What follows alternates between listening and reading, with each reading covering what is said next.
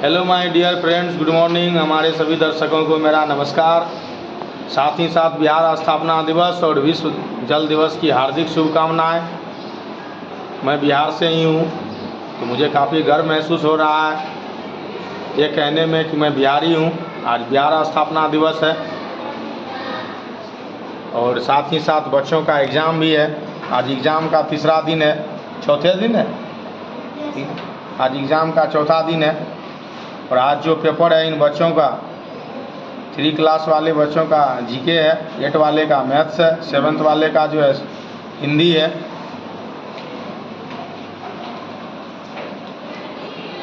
ये सभी बच्चे देखिए शांतिपूर्ण तरीके से अपना एग्ज़ाम जो है दे रहे हैं। पीछे इधर भी देख सकते हैं। मैं सोचा वीडियो बना लूँ, रूबरू करूँ अपने आप को आप लोगों से। तो कैसे हैं आप लोग? मज़े में ही होंगे। हमारे एरिया में आज सुबह बारिश भी हुई है। चारों ओर जो है हरियाली है, शांति है।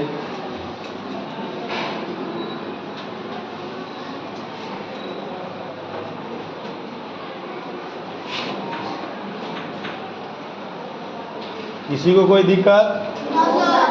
बनाओ।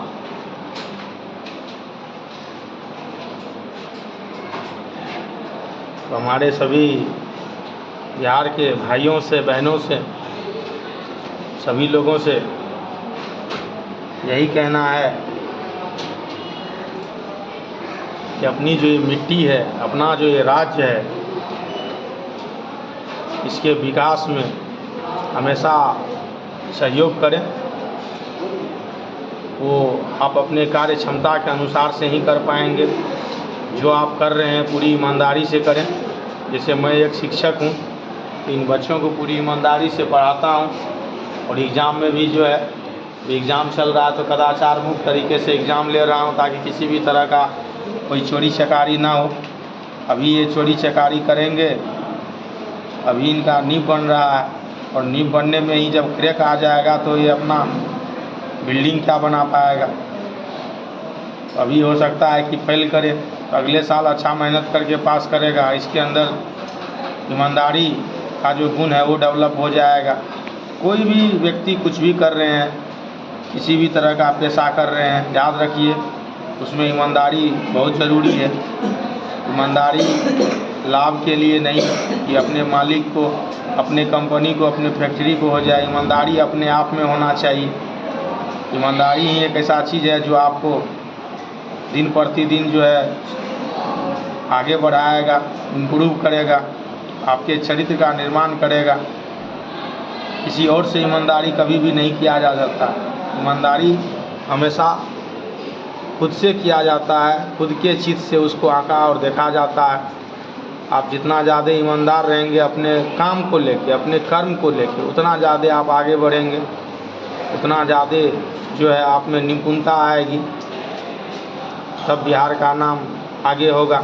आज लोग हमारे बिहार से दूसरे राज्य जाते हैं काम करने के लिए, चाहे वो एजुकेशन को लेके हो या ऐसे लेबर को लेके हो। हमारे इंजीनियर्स भी जाते हैं, डॉक्टर्स जाते हैं, जो भी लोग हैं वो सभी जाते हैं। और हमारे यहाँ से मजदूर भी जाते हैं।